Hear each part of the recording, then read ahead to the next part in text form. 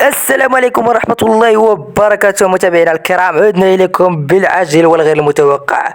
فيديو يكون فيه بزاف ديال الأخبار معلومات اللي غنبارطاجيها معكم بالمختصر المفيد.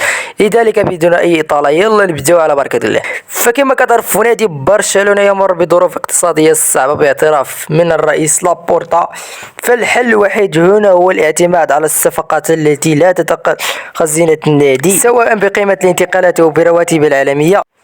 فنفس الوقت خاصها تقدم إضافة المرجوة، وهذه المعادلة هي الصعبة على النادي والإدارة. فالسؤال اللي كيطرحوا بزاف منكم كيفاش غتنقذ راسها من هذه الأزمة؟ فكما شفنا البارسا راه ما عطات والو في الموسم اللي داز وخرجت بصفر لقب بقيادة المدرب تشافي هيرلانديز. فالحل الوحيد هي تبدا بتشافي هو الاول من بعد ما قدم والو في النادي والجمهور تا هو مرضاش داكشي اللي دار. فمن بعد ما غادر تشافي الكامب نو غنشوفوا شخصيه جديده ومحارب جديد واللي هو هانس فليك، مدرب من جنسيه المانيا. فهانس فليك ضرب ثلاثيه مع بايرن ميونخ، البوندسليغا، كاس المانيا ودوري ابطال اوروبا. هانس فليك معروف باسلوب اللعب الهجومي والضغط العالي، ودائما كيبغي يشوف الفريق ديالو يكون مسيطر في الملعب. فهادشي طبعا اللي كتقلب عليه البارسا، فهي عنده مشكل بزاف في الهجوم وخصوصا في خط الوسط. فبرشلونة يكون مطالب بالتعاقد أول مع لاعبين في خط الوسط من ذوي الخبرة في ظل الإصابات الكثيرة، خصوصا أنه فرينكي ديونغ غيمشي لليونايتد، هادشي اللي تداول هاد الأيام. واخا ما دار والو في برشلونة لكن يبقى من أفضل لاعبين خط الوسط لنادي برشلونة.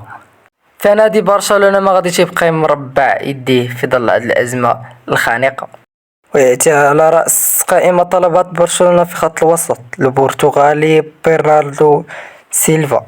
وشفنا شنو دار في مانشستر سيتي، معروف بمهاراته التقنية والذكاء في اللعب، كيلعب في وسط الميدان وكيتميز بقدراته على المراوغة والتمرير الكرات الدقيقة، ويمكن يساهم بشكل كبير في الهجمات اللي جائلة جال البارسا.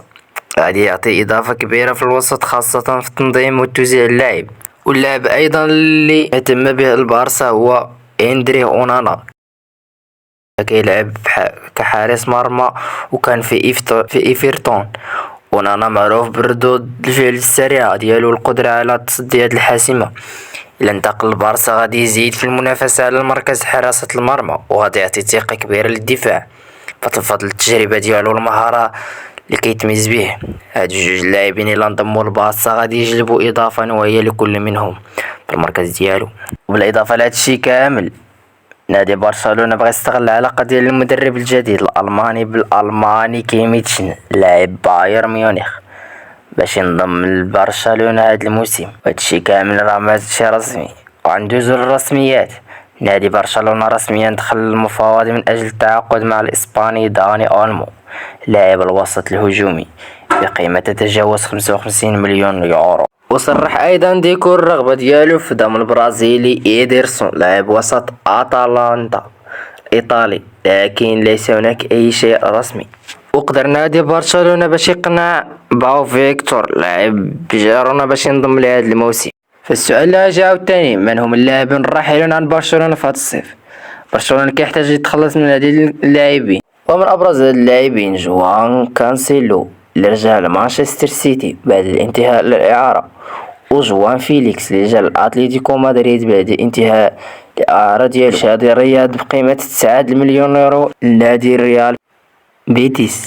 وما نساوش اللاعب نيكو ويليامز اللي عليه ضجة كبيرة هاد الأيام حيث أنه دار بوم في اليورو، وكلشي شاف التبرعات اللي عطاو الجماهير ديال برشلونة باش انه يستقطبوا هاد اللاعب الكبير. فخرج واحد التقرير صحفي اسباني عن تطوير جديد بشأن إمكانية تعاقد برشلونة مع نيكو ويليامز نجم أتلتيكو بيلباو في سوق الانتقالات الصيفية الجارية.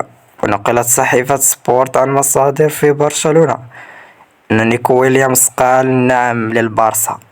خبرنا أنه يريد المجيء هذا الصيف، ويسعى برشلونة للتعاقد مع ويليامز في الميركاتو الحالي بعد ما قدم أداء مثاليا مع منتخب إسبانيا وساهم في التتويج بكأس أوروبا. فكيف ما كيعتقد جماهير برشلونة أن نيكو ويليامز غيجي لبرشلونة، لكن الأمر ليس سهل لأنه يجب دفع حوالي 62 مليون يورو قيمة الشرط الجزئي من غير الضريبة القيمة المضافة. ويليامز باغي يجي البارسا، لكن الأمور ليست سهلة مقارنة بالوضعية اللي كتعيشها برشلونة. وهادشي اللي كاين في هاد الفيديو هذا. ما تنساوش تشتركوا في القناة وتفعلوا الجرس باش يوصلكم كل جديد على القناة. وفي امان الله.